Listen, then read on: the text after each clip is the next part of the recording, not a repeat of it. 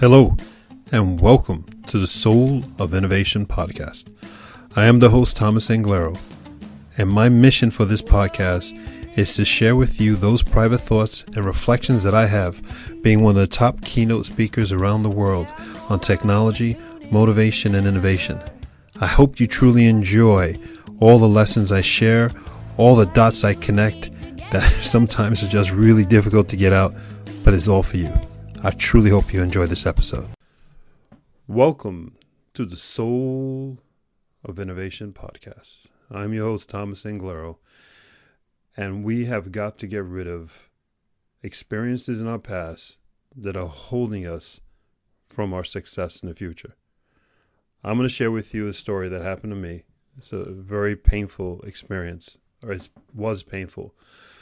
But the more I think about it and the more I say it out loud, I just don't think about it because then it spins in your head when you think about something and the pain doesn't go away. But when you say it out loud, and especially when you share it with someone and someone that means something to you. Matter of fact, even sharing it with a stranger, it takes away from the power and it makes the moment from painful to just stupid. My moment that really caused me a lot of pain was back around 99, 2000, the dot-com days. I was the CEO of a company called Free World Dial-Up. We were providing free phone calls using the internet. This was revolutionary back then. This was 2 years before Skype was founded.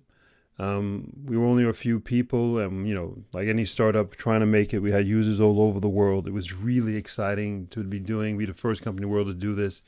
It was bigger than you can imagine. The amount of fun and the amount of risk was huge, right? No one's ever taken on the telecom companies in the world, especially the small little startup of 2.5 people.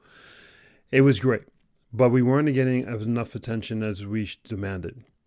So I sent a letter to an internet website, cnet.com, and an email to them, not a letter, an email. And they responded. They responded within 24 hours, interviewed me on the telephone, wrote a beautiful article, and then within 2 weeks, CNN called me. And the funniest thing was that when CNN called me on the phone, I remember I was getting lunch at a Chinese food restaurant. I remember exactly where I was. And the guy says, "I've been trying to call you for 2 weeks. You're the most impossible person to get a hold of." I'm like, have you ever used Google? But I didn't say that to insult CNN, right? And the guy says, "Literally, this is my last phone call, my last attempt to reach you. I'm so glad I got you." He goes, "I'm the producer of CNN. I want you to come on to our show. You're going to be the maverick of the day." And I go, "Are you serious? And how can you prove you're CNN? I mean, come on, why is CNN calling me when I got Chinese food in my left hand, you in my right hand? I'm walking in some back street out here in Long Island." Anyway, he proved himself. It happened. A few days later, I am in the makeup studio, CNN. They're putting makeup on me. I get in front of the camera. I remember the host of the show, his name was Rhonda Schaffler or something like that. I know her first name was Rhonda. Anyway, for 7 minutes, and they also had the head of technology from The Economist magazine. And Rhonda and this head economist for The Economist magazine interviewed me for 7 minutes live on CNN. And they said between the 2 to 3 million people were watching. And after I was all done, they congratulated me. The interview went really well. If you want to see it, you can see it on YouTube. Just type in my name, Thomas Anglero, and CNN, and you'll see the YouTube video. You'll see a video of me when I was 31 years old. I won't comment on that one. But my point is that I did it, right? As a startup, this idea all the way to CNN, worldwide, global exposure, this is big time. And I remember standing outside the swinging doors, the revolving doors of the CNN studio on 34th Street, and right across the street from Madison Square Garden. That's where the studios are. And the sunlight hit me and the fresh air hit me. And I was like, yeah, I thought I was in a movie, right? I was like, I did it. This is it. We did it. It happened. Everything's going to be okay. I think I broke through the glass ceiling. This is my moment. The next day I went to work. Here's the swing. Here's where everything falls apart. The next day I went to work and my head investor greets me at the door. the front door of the office is not even closed. It's not able to close because of all these electrical cables that are being routed through the front door from some trucks that are outside all the way into our big conference room. Bottom line was, film crews, TV crews, news crews from all over had seen my CNN interview, and they were all there in the morning. They had all been calling the office from that time I was on CNN to that morning, and they were all there to interview me. They all wanted to follow up with this huge story, this revolutionary story. I didn't know. So I walked into the office, and our head investor meets me at the door and says, he owned majority shares of the company, and he pretty much said, "You're fired." He says, "You're no longer the CEO." And I quote, he says, "This is all about me." And he then went into the conference room and told them he's the only one being interviewed today. And they never printed a story. They never did anything with the material interviewing him. And the company went bankrupt three months later. And my heart, of course, was completely broken, and I was devastated. The point of my story was, this is a devastating thing to happen. And it's been in my mind for a long time. And I remember also recently where I got a promotion, and then I got a huge promotion, and I couldn't believe the promotion I got. And it rocked me to my core. And I was thinking, God, here I am at this huge moment. I got this huge promotion. No one's ever done this before. They created this position for me. Oh my God, this should be amazing. And I was nowhere near that. I was actually shaking on the inside. When I finally relaxed myself, a picture came into my mind. And the picture came into my mind, and that was back in 99, 2000, when again, the last time I felt that I did the impossible and I achieved something, and it was ripped away from me. It wasn't ripped away from me this time. You see, the memories and experiences we have, as devastating as they are in the past, they're in the past. I truly believe that incident in 99 and 2000, it had to happen because I probably was not ready. I was young. I was totally inexperienced. Yeah, I got lucky. Maybe it wasn't luck. Yeah, I earned the right to be in front of CNN and 2-3 million people. And I was at the right place and right time and all that stuff, but I wasn't ready.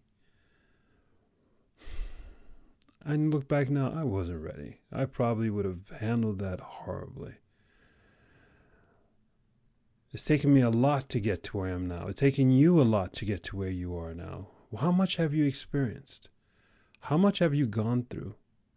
How many moments have you had that you were at the top and then you fell down? And then you were at the top and you fell down. And you tried and you didn't want to try because you were scared of getting knocked down again. Life is all about these ups and downs that are so damn devastating. And that moment back in 99 and 2000, that one rocked my world. But I look now and I go, it had to happen for me to be here, for me to achieve this. You have had to get the knocks, the punches in the faces, the insults, the I don't love you, the I'm leaving you, I'm going to divorce you, or worse is, I'm not talking to you. Going to work, skipping you for the promotion. Going to work, firing you. All these horrible things in life, it's not that I believe it, it is just true. These things are building us up. These things are happening because we have kinks in our character that need to be fixed before we're prepared to move on. And I always say, why the hell does it have to cost so much? And that's because we're so damn thick-headed, because we're damn stubborn. It takes something monumental to shift you. If it was so easy, you would take advice from other people and you go, thank you, boom, you would change. But it doesn't. It takes these big life moments. So my point is, do not hold yourself back from achieving amazing things. And when you picture yourself being someplace, we all have a vision of someplace we want to go. There's always this little light, there's always this little flicker somewhere within our mind that says, wait a minute, hold on a second. Remember this? Be careful again. that's just bullshit. It's not relevant. That's the insecurity within you. That shit ain't going to happen again. Do you hear me? That shit ain't going to happen again. What happened to me in 99 and 2000, that had to happen so that I am here where I am, right here, right now, with the confidence that I have, with the experience that I have. Matter of fact, on this mic right now, telling you in total belief that ain't going to happen to you again. That it had to happen in your past so that you're here, right now, kicking ass. Do you hear me? It is not to hold you back. It was only to grow you. That's the only thing those things in the past do. If you paid attention to them and then you dealt with them. Don't let that little flicker be a little flicker. When you close your eyes and you see that picture of you and that little voice comes up, this is what I want you to do. That little voice, that little piece of doubt comes up. I want you to visualize you taking your hand, reaching up, grabbing that thing down that goddamn throat, pulling it in front of you, say, hey, listen. No, you don't exist. There is no doubt. There is no disbelief. This is mine. And you go for it. Don't let anybody stop you. No one stop you. The only thing holding you back from success is truly you, and then you do something. You don't think about it, you do it. You do not look for other people as role models or examples. You do it. You are the role model. You are the person. You are the leader. You are the innovator. You are the disruptor. Don't let previous experiences, previous memories, previous idiots hold you back. Turn around and say, thank you for screwing me. Thank you for giving me a scar in my life. Because if it wasn't for that, if it wasn't for you, I would not be so damn ready for this moment right now. You would not be so ready for this moment right now. Do you understand that? I don't care if you've gotten so many people broken up with your past, you have divorces in the past, if you lost so many jobs in the past, that was preparation for right here, right now. You're not supposed to say that and sulk and go, oh, Mom, poor me, poor me. You stand up and go, I'm ready. I'm ready. You are ready. Do you hear me? Say it. I'm ready. I'm ready. I'm ready. That's what it's all about. That's what it's all about. There's only one way to go about life. And that is to go with everything you got. And when shit happens, cry. Take a moment and cry. It's worth it. You're worth it. Reflect. Wash your face. Kick ass. That's who you're meant to be. I'm walking this talk. And I will walk this talk beside you. I believe in you. You got this. You absolutely got this. The next time doubt pops into your head, you visualize you taking your hand. And if you're not a violent person, I'm not actually to be violent, but I want you to visualize it so you don't do anything to anybody. You grab doubt by the throat and say, shut the hell up. You don't exist. If you're a memory, I thank you. You just made me stronger. Go forth and spread beauty and light. That's why I say that at the every end of all these podcasts. I hope I do. Sometimes I forget. Something taught to me by Arthur Nathing, my teacher, English teacher in Hackley School in Tarrytown, New York, in high school. God bless him. God bless Hackley. He ended every single class. He said, go forth and spread beauty and light. That's what you're born to do. That's your birthright. Go forth and spread beauty and light. And never let anything happen to you in the past hold you from your future. I love you. Till the next time. Thank you for listening to that episode. If you want to contact me, you can contact me on my website at englero.com. And you can also subscribe to the newsletter. Or you can find me anywhere on social media with Facebook, YouTube, Instagram, and Twitter. Thank you so much, and I hope to hear from you very soon.